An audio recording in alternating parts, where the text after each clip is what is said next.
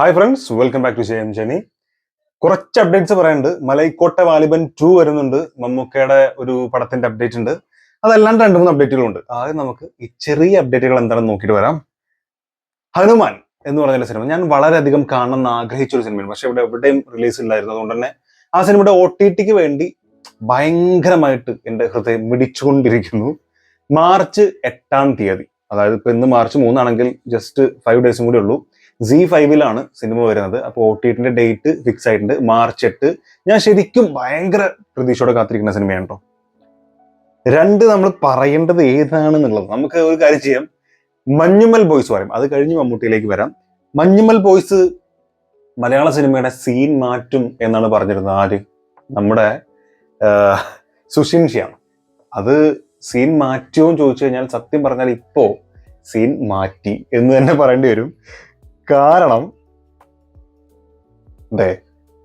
10 ദിവസം കൊണ്ട് 75 കോടിക്ക് മുകളിലാണ് സിനിമയുടെ കളക്ഷൻ. നാളെ കൊണ്ട് കുറുപ്പ്, RDX, നേര്, ഭീഷ്മ, കണ്ണൂർ സ്ക്വാഡ് എല്ലാം തീരും എന്നാണ് പറഞ്ഞിരിക്കുന്നത്. തിങ്കൾ അല്ലെങ്കിൽ ചൊവ്വ കൊണ്ട് മലയാളത്തിലെ 4ാമത്തെ 100 കോടി പിറവിയെടുക്കും മഞ്ഞുമ്മൽ ബോയ്സ് എന്ന് പറഞ്ഞ ബേക്കൻ റീൽസിന്റെ ഒരു സാധനം വന്നിട്ടുണ്ട്. സംഭവം 75 കോടിയാണ്. പുറത്തിന് തമിഴ്നാട്ടിൽ 10 കോടിക്ക് മുകളിൽ തമിഴ്നാട്ടിൽ തന്നെ വന്നിട്ടുണ്ട്. തമിഴ്നാട്ടിൽ വേറെ ലെവലാണ് പോകുന്നത്. മാത്രമല്ല ഗുണ എന്ന് പറഞ്ഞ സിനിമയായിട്ട് കണക്ട് ചെയ്തൊക്കെ ഒരുപാട് ആളുകൾ പറയുന്നുണ്ട്. അങ്ങനെ പല സംഭവങ്ങൾ കേൾക്കുന്നുണ്ട്. പക്ഷെ ബേക്കൻ റീൽസിന്റെ ഇങ്ങനെ സാധനം വന്നതുകൊണ്ട് ഞാനത് പറഞ്ഞു എന്നേ ഉള്ളൂ. കാരണം ഈ പറഞ്ഞ പോലെ കുറുപ്പ്, RDX, നേര്, ഭീഷ്മ, കണ്ണൂർ സ്ക്വാഡ് ഇതൊക്കെ തീരുന്നാണ് പറഞ്ഞത്. കളക്ഷൻ അതിൻ്റെയൊക്കെ മുകളിൽ പോകും ഉറപ്പാണ്. കാരണം അത്തരത്തിൽ ഭയങ്കരമായിട്ടുള്ള സംഭവമാണ് പോകുന്നത്. മാത്രമല്ല ഇന്നത്തെ കളക്ഷൻ വന്നിട്ടില്ല. ഇന്നിപ്പോ എത്രയോ ഷോസ് കിടക്കുന്നുണ്ട്. ഞായറാഴ്ച ദിവസമാണ്. മനസ്സിലായില്ലേ? സോ മഞ്ഞുമൽ ബോയ്സ് വേറെ ലെവൽ പോക്കാണ് പോയിക്കൊണ്ടിരിക്കുന്നത്. അപ്പൊ സീൻ മാറ്റിയോ എന്ന് ചോദിച്ചാൽ സീൻ മാറ്റി എന്ന് തന്നെ പറയേണ്ടി വരും. ഇനി പറയാനുള്ളത്, ഗുണ കേവ് ഇത്ര അപകടം പിടിച്ച സ്ഥലമാണെന്ന് മഞ്ഞുമൽ ബോയ്സ് കണ്ടതിന് ശേഷമാണ് ആ സ്ഥലത്തിന്റെ അപകട സാധ്യത മനസ്സിലാക്കുന്നതെന്നും അഭിപ്രായപ്പെട്ട് ഗുണ സംവിധായകൻ സന്താന ഭാരതി. ഇത് ഗുണ എന്ന് പറഞ്ഞ സിനിമ അറിയില്ലേ? കൺമണി അൻപോട് കാതലൻ. ആ ഗുണ പറഞ്ഞ സിനിമയിലെ ഡയലോഗുകളും അതിലെ ആ പാട്ടുകളൊക്കെയാണ് ഈ മഞ്ഞുമൽ ബോയ്സിനെ കൂടുതൽ മനോഹരമാക്കിയതെന്നാണ് ഞാൻ വിചാരിക്കുന്നത്. കാരണം സിനിമ തുടങ്ങുമ്പോഴുള്ള ആ പാട്ടുകളല്ല നമ്മുടെ ഈ പറഞ്ഞ പോലെ കൺമണി അൻപോട് കാതലൻ ഞാൻ എഴുതും കടിതം, ആ ഡയലോഗ് ഇങ്ങനെ പറയണതും എല്ലാം കഴിഞ്ഞിട്ട് സിനിമയുടെ എൻഡില് എന്താ പറയാ, സൗബിന്റെ അടുത്തേക്ക് അമ്മ ഇങ്ങനെ ഓടി വരുന്ന സമയത്ത് അത് കഴിഞ്ഞിട്ട് ഈ പാട്ട് വീണ്ടും പാടിയുണ്ട്. കണ്ണ് നിറയിപ്പിക്കുന്ന ഒരു സീൻ എന്ന് പറയുന്നത് അത്ര മനോഹരമായിട്ട് ഈ പാട്ട് ഭയങ്കരമായിട്ട് ഉപയോഗിച്ചിട്ടുണ്ട്. അതിന്റെ പ്ലേസ്മെന്റ്സും ഔട്ട്സ്റ്റാൻഡിങ്. സോ സുഷിൻ ഇതുവരെ ചെയ്തതിൽ നിന്ന് ഏറ്റവും വൺ ഓഫ് ദ ബെസ്റ്റ് എന്ന് നമുക്ക് പറയാവുന്ന, എന്നാൽ സുഷിൻ ചെയ്തിട്ടുള്ള രീതികളിൽ നിന്ന് വളരെ എൻറ്റയർലി ഡിഫറെന്റ് ആയിട്ടുള്ള ഒരു മ്യൂസിക്. അത് പുള്ളി പറയുകയും ചെയ്തിട്ടുണ്ടായിരുന്നു, ഞാൻ പുതിയൊരു സാധനം പിടിച്ചിട്ടുണ്ടെന്നൊക്കെ. അതൊക്കെ മനോഹരമായിട്ട് വന്നു. എന്തായാലും ന്യൂസ് കറക്റ്റ് ഇങ്ങനെയാണ്. ഗുണ ചിത്രീകരിക്കുമ്പോൾ ലൊക്കേഷൻ ഇത്ര അപകടം പിടിച്ച സ്ഥലമാണെന്ന് ഞങ്ങൾക്ക് അറിയുമായിരുന്നില്ലെന്നും മഞ്ഞുമൽ ബോയ്സ് കണ്ടതിന് ശേഷമാണ് ആ സ്ഥലത്തിന്റെ അപകട സാധ്യത മനസ്സിലാക്കിയതെന്നും അഭിപ്രായപ്പെട്ട് ഗുണ സംവിധായകൻ സന്താന ഭാരതി. ഒരു സ്വകാര്യ അഭിമുഖത്തിലാണ് സന്താന ഭാരതി അഭിപ്രായപ്പെട്ടത്. മഞ്ഞുമൽ ബോയ്സ് എനിക്ക് ഇഷ്ടപ്പെട്ടെന്നും പ്രത്യേകിച്ച് ഗുണ സോങ് സീക്വൽസിൽ തിയേറ്റർ മുഴുവൻ കൈയടിക്കുകയും തനിക്ക് ഗൂസ് ബംസ് ലഭിച്ചുവെന്നും ചിത്രം കണ്ടതിന്റെ അനുഭവം പങ്കുവെച്ച് അദ്ദേഹം സംസാരിച്ചു. ആക്ച്വലി ഞാനും ഒരിക്കലും കരുതിയല്ല ആ പാട്ടും സംഭവങ്ങളൊന്നും ഒരിക്കലും തിയേറ്ററിൽ നിന്ന് കേൾക്കാൻ പറ്റുന്നു. അത്തരത്തിൽ അത് ചെയ്തപ്പോൾ നമുക്ക് തന്നെ ഭയങ്കര ഫീൽ ഉണ്ട്. അപ്പൊ ആ സംവിധായകന് എത്രയോ വർഷം മുമ്പ് അത് കിട്ടുന്ന സിനിമ നോക്കി ഒരു ഡൗട്ടും ഇല്ല. പക്ഷെ ഈ ഒരു ടെക്നോളജി ഇത്രയും വളർന്ന് തിയേറ്ററിലൊക്കെ അത്രയും മാറി, അങ്ങനെ വലിയൊരു തിയേറ്ററിൽ വലിയ സ്ക്രീനിൽ ഇപ്പോഴത്തെ പ്രേക്ഷകരുടെ ഇടയിൽ നിന്ന് കാണുമ്പോൾ ആ സംവിധായകൻ കിട്ടുന്ന ഫീൽ എന്തായിരിക്കും. അപ്പൊ എനിവേ ആ സോങ് സെലക്ട് ചെയ്ത ആളുകൾക്കും അത് ചെയ്ത കറക്റ്റ് പ്ലേസ് ചെയ്ത് അതിന്റെ കാര്യങ്ങളൊക്കെ സെറ്റാക്കിയ നമ്മുടെ സുഷിൻ ശ്യാമന് ഒരു ബിഗ് സല്യൂട്ട്. അപ്പൊ അതവിടെ നിൽക്കട്ടെ. ഇനി പറയാനുള്ളത് നമ്മുടെ സ്വന്തം മമ്മൂക്കയുടെ പടത്തിനെ കുറിച്ചാണ്. മമ്മൂക്കയുടെ പടം എന്ന് പറയുമ്പോൾ മഹേഷ് നാരായണൻ സംവിധാനം ചെയ്ത് മമ്മൂക്ക, കുഞ്ചാക്കോ ബോബൻ, നമ്മുടെ ഫഹദ് ഫാസിൽ, ഇങ്ങനെ ഒരു മൾട്ടി സ്റ്റാർ മൂവി വരുന്നുണ്ട്. നമുക്ക് എല്ലാവർക്കും അറിയാം. ആ സിനിമയുടെ ജോണർ 2 തരത്തിൽ പറയപ്പെടുന്നത്. ഒന്ന്, ഒരു ഫാമിലി എന്റർടൈനർ ആണെന്നാണ് പറയപ്പെടുന്നത്. പിന്നെ ശക്തമായിട്ടുള്ള ഒരു ജോണർ ഇതന്നെയാണ് എന്ന് ഉറപ്പിച്ച രീതിയിൽ വരുന്ന ഒരു സംഭവം എന്താണെന്ന് വെച്ച് കഴിഞ്ഞാൽ ഇതൊരു മാസ് ആക്ഷൻ മൂവിയാണെന്നുള്ളതാണ്. മാസ് ആക്ഷൻ മൂവി, അതായത് ടെർബോ എന്ന് പറയുന്നത് ഒരു ആക്ഷൻ കോമഡി എന്റർടൈനർ ആണ്. ഇതൊരു പക്ക മാസ് ആക്ഷൻ മൂവി എന്നാണ് പറയുന്നത്. ഇതിപ്പോ ഫാമിലി എന്റർടൈനർ തന്നെയാണോ എന്ന് പറയാൻ പറ്റില്ല. കാരണം ഒരു മാസ് ആക്ഷൻ മൂവി എന്ന് പറഞ്ഞാൽ അത് ഫാമിലി എന്റർടൈനർ കൂടി ആയിക്കൂടെ? ഇല്ലാന്ന് പറയാൻ പറ്റില്ലല്ലോ. ഫാമിലി മാസ് ആക്ഷൻ മൂവി ആണെങ്കിലോ അങ്ങനെയാവാം. എനിവേ അത് ഭയങ്കര രസമായിട്ട് എനിക്ക് തോന്നുന്നു. കാരണം ഫഫ എന്റെ അഭിനയം ഒന്നും പറയാനില്ല. കുഞ്ചാക്കോ ബോബൻ രണ്ടും, ബോബൻ ഒരുപക്ഷെ യങ്സ്റ്റേഴ്സ് എന്ന് പറയാൻ പറ്റില്ലല്ലോ, ഇപ്പോഴും യങ്സ്റ്റേഴ്സിന്റെ അതിൽ തന്നെ നിൽക്കുന്ന പയ്യൻ ഫീൽ ആണല്ലോ ഇപ്പോഴും പുള്ളിക്കാരനെ വെച്ചിട്ട് എത്ര വലിയ കഥാപാത്രങ്ങൾ ചെയ്താലും. സോ മമ്മൂക്ക കൂടെ വരുമ്പോ ഈ കൂടുതൽ പറഞ്ഞു പറഞ്ഞാൽ അതിലേക്ക് ഞാൻ പോകുന്നില്ല. പറയാനുള്ള വേറെ 2 സംഭവങ്ങൾ നമുക്കുണ്ട്. അതായത് മലൈക്കോട്ടെ വാലിബൻ എന്ന് പറഞ്ഞ സിനിമ വളരെയധികം ക്രൂശിക്കപ്പെട്ട സിനിമയാണ്. പക്ഷെ അന്ന് പണ്ട് ആളുകൾ പലരും അഭിപ്രായപ്പെട്ട പോലെ ഇത് പതിയെ പതിയെ പതിയെ ഈ സിനിമയുടെ വാല്യൂ നിലവാരം കൂടുകയും പ്രേക്ഷകർ പലരും അത് മനസ്സിലാക്കിയും ഇന്ന് കുറ്റം പറഞ്ഞ പല ആളുകളും അത് നല്ലതാണെന്ന് പറയാനുള്ള സാധ്യതയും ഉള്ളൊരു സിനിമയാണെന്നാണ് എനിക്ക് തോന്നുന്നത്. എന്തായാലും മലൈക്കോട്ടെ വാലിബൻ 2 അതിനെക്കുറിച്ചുള്ള അപ്ഡേറ്റ് ആണ് പറയാനുള്ളത്. ഏകദേശം 1 മാസത്തിന് മുമ്പ് പറഞ്ഞ കാര്യങ്ങളാണ്, പക്ഷെ ഇപ്പൊ അത് ഭയങ്കരമായിട്ട് തരംഗമായിട്ട് ഓടിക്കൊണ്ടിരിക്കുന്നുണ്ട്. ആദ്യം നമുക്ക് നമ്മുടെ LJPനോട് ചോദിച്ചിട്ട് LJP പറഞ്ഞ കാര്യം കേൾക്കാം. So the sequel. Yeah. What are your thoughts about that? I have a lot of thoughts. But the thing is, when I want this film to work really well, so that when we would be able to go into that. So that is one of the reasons. Again, I coming out and like doing all this, what is not regular for me. Definitely, the market forces when we can't like stand up to. We cannot hold it for 100 days and say that we'll do the business later. Yeah. So we have to have a certain amount of security for the producers who are all involved and who are like fantastic people who never asked like even requested for me to like change the kind of idea what we were going on. So for all that, when I would say that when let the film turn out into something nicer for everyone, so that when I can make the next. Okay, അപ്പൊ സംഭവം ഇത്രേ ഉള്ളൂ. വളരെ ചുരുക്കി പറയുകയാണെങ്കിൽ ആദ്യത്തെ cinema എങ്ങനെ perform ചെയ്യുന്നു എന്ന് നോക്കിയിട്ട് സെക്കൻഡ് പാർട്ട് വരാൻ പറ്റുള്ളൂ, ശരിയാണ്.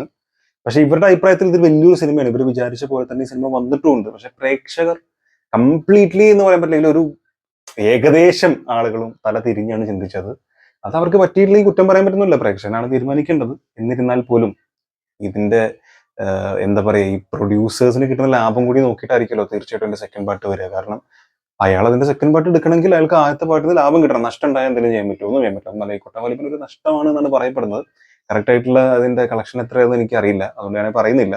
പക്ഷെ നഷ്ടമാണെന്നാണ് കേൾക്കുന്നത്. അപ്പോ അത് നല്ല രീതിയിൽ വന്നാൽ ഈ OTTക്ക് ശേഷം അതിന്റെ അറ്റ്ലീസ്റ്റ് ആളുകളെങ്കിലും സെക്കൻഡ് പാർട്ടിനെങ്കിലും വെയിറ്റ് ചെയ്യുന്നു എന്ന് പറഞ്ഞ് വന്നാൽ മാത്രമേ ഇദ്ദേഹത്തിന് ചെയ്യാൻ പറ്റുള്ളൂ എന്നുള്ളതാണ്. അത് സത്യം തന്നെയാണ്.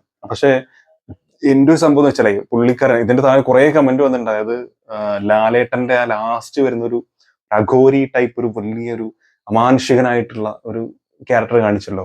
രണ്ടും അമാനുഷികനാണ്, എന്നാലും ലാസ്റ്റ് വന്ന അദ്ദേഹത്തിന്റെ അച്ഛന്റെ കഥാപാത്രം, അതിനുവേണ്ടി ഒരുപാട് ആളുകൾ വെയിറ്റ് ചെയ്യുന്നുണ്ട് തോന്നുന്നു. അപ്പൊ അതിനെക്കുറിച്ച് ഞാൻ പറയാൻ എന്റെ മുമ്പ് വേറൊരു വീഡിയോ നമ്മുടെ ലൂസി ബോയ് എഡിറ്റ്സിൽ വന്നിട്ടുള്ള ഒരു സാധനം, നമുക്ക് ജസ്റ്റ് അതും കൂടെ ഒന്ന് ഏകദേശം കണ്ടിട്ട് വരാം. Okay, ready? ഈ ആരാധകരുടെ സൈഡിൽ നിന്ന് വരുന്ന കമന്റ്സിൽ ഭയങ്കരമായ വേരിയേഷൻ ഉണ്ട്.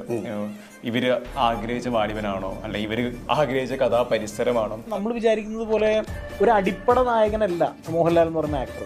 First you take out that idea. സത്യമാണ് കേട്ടോ, അത് ലാലേട്ടന്റെ ആരാധകരോട് തന്നെയാണ് പറയാനുള്ളത്. ചില ആരാധകരോട്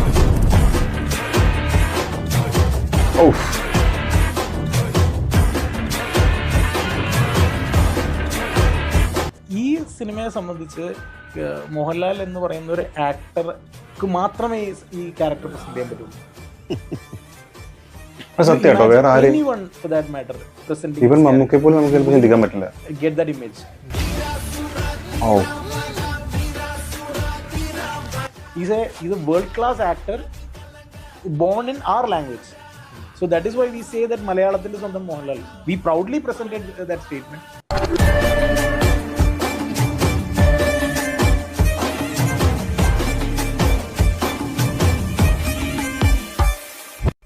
അപ്പോൾ ജയപരാജയങ്ങൾക്കപ്പുറം ഈ സിനിമ മലയാളത്തിൻ്റെ സിനിമാ ചരിത്രത്തിൽ അല്ലെങ്കിൽ ഇന്ത്യൻ സിനിമയുടെ ചരിത്രത്തിൽ ഈ സാധനം ഉണ്ടാകുമെന്ന് ഞാൻ പറഞ്ഞിട്ടുണ്ട്. അതെനിക്ക് ഉറപ്പായിരുന്നു. അത് ആ ഉറപ്പിൽ ആ സ്റ്റേറ്റ്മെൻറ്റ് ഞാൻ ഉറച്ചു നിൽക്കുന്നത്. കുറച്ച് കഴിയുമ്പോൾ ഈ വാലിബം കൊള്ളൂല എന്ന് പറയുന്ന ആൾക്കാരും അതിലേക്ക് വരും എന്ന് എനിക്ക് തോന്നുന്നു. മേ ബി കഴിഞ്ഞിട്ടില്ല രാമ, ചാൻസ് ഉണ്ട്. ഒന്നൂടുണ്ട് ബാക്കി. എന്താ ഇനി രണ്ടാം ഭാഗത്തിന്റെ സാധ്യതകൾ എങ്ങനെയാണ്?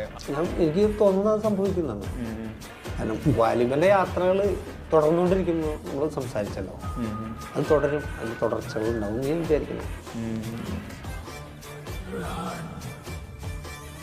ഉണ്ടാവട്ടെ അല്ലേ, അതിന്റെ തുടർച്ചകൾ ഉണ്ടാവട്ടെ എന്നാണ് ഞാനും ആഗ്രഹിക്കുന്നത്. കാരണം നല്ലൊരു സിനിമ ആയിരിക്കും. മാത്രമല്ല, ഞാൻ ഈ നേരത്തെ പറഞ്ഞ് ഇത് കഴിഞ്ഞതിന് ശേഷം പറയാന്ന് പറഞ്ഞാൽ എന്താ വെച്ചാല്, ഇതിന്റെ സെക്കൻഡ് പാർട്ട് വരുമ്പോൾ ഇപ്പൊ LJPക്ക് അറിയാം, ആരാധകർ എനിക്ക് എന്തൊക്കെ പറഞ്ഞാലും ഞാൻ സെക്കൻഡ് പാർട്ട് ചെയ്യുമ്പോൾ ഇനി എന്തൊക്കെ വേണമെന്നൊരു ഐഡിയ പുള്ളിക്കാരുണ്ടാവും. അത് പുള്ളിക്കാരന്റെ സ്റ്റൈലിലേ ചെയ്യുള്ളൂ, അതിൽ യാതൊരു ഡൗട്ടും ഇല്ല.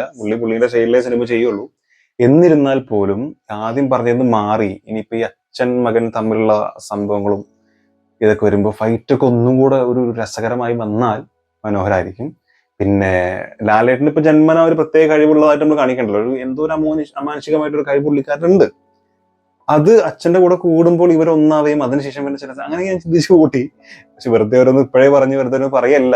എന്നാൽ പോലും അങ്ങനെയൊക്കെ വരികയാണെങ്കിൽ ഒരു പക്ഷെ നല്ലതായിരിക്കും. പിന്നെ എന്താ വെച്ചാൽ ഓവർ ഹൈപ്പ് ഒന്നും സെക്കൻഡ് പാർട്ട് വരുമ്പോൾ എന്തായാലും ഉണ്ടാവാൻ സാധ്യതയില്ല.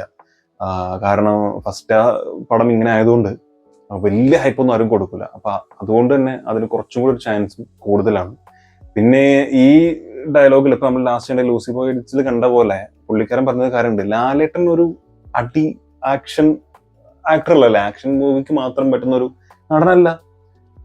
അത് കുറെ ആളുകളുടെ ചിന്തഗതി അങ്ങനെയാണ്. വെറും അങ്ങനത്തെ ഒരു മീശ പിരിച്ച് മടക്ക് കുത്തി വന്ന് 2 ഡയലോഗ് പറഞ്ഞ് അതിന്ന് മാറണം. അതിന്ന് മാറി കുറെ ആളുകൾ മാറിയാൽ തന്നെ, അദ്ദേഹത്തിന്റെ ആരാധനയിൽ തന്നെ പല ആളുകളും മാറിയാൽ തന്നെ കുറെ ഒരു ചേഞ്ച് വരുന്നതാണ് എനിക്കും പേഴ്സണലി തോന്നിയിട്ടുള്ളത്. ഇനിയിപ്പോൾ ആരെന്ത് പറഞ്ഞാലും എനിക്ക് അങ്ങനെയാണ് തോന്നിയിട്ടുള്ളത്. അതുകൊണ്ടാണ് അങ്ങനെ പറഞ്ഞത്.